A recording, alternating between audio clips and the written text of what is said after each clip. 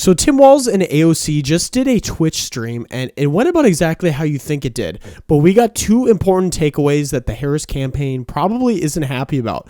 The first is that Tim Walz admitted he is in favor of the filibuster being taken out. And the Senate has their own things. They have kind of their norms and their customs, but in order, maybe some of those norms, I'm just going to say, I don't know where you stand, Yeah. but I'm guessing you and I are probably the same on the filibuster. But yeah, we got to get rid of that thing. As we know, the filibuster acts as a check on majority power in the U.S. Senate, preventing either party from easily pushing through legislation without some level of bipartisan support. To end debate on most issues, the Senate requires a cloture vote, needing 60 of the 100 senators. This prevents the likelihood of extreme policies that could alienate a large portion of the population.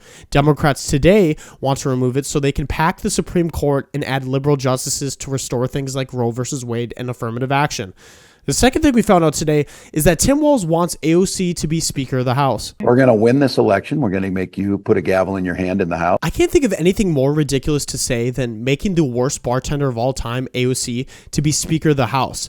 As I like to say, she's the only bartender that brings nothing to the table.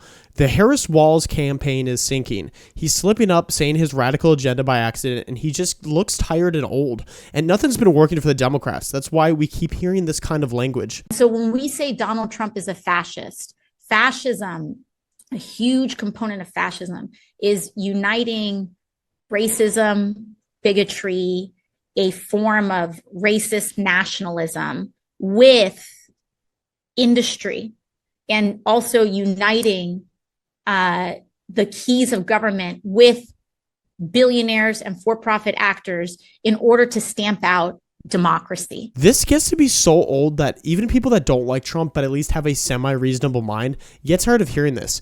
He was president for 4 years. There was no injustices that happened during his time. No wars, no internment camps, no locking up of political opponents, nothing.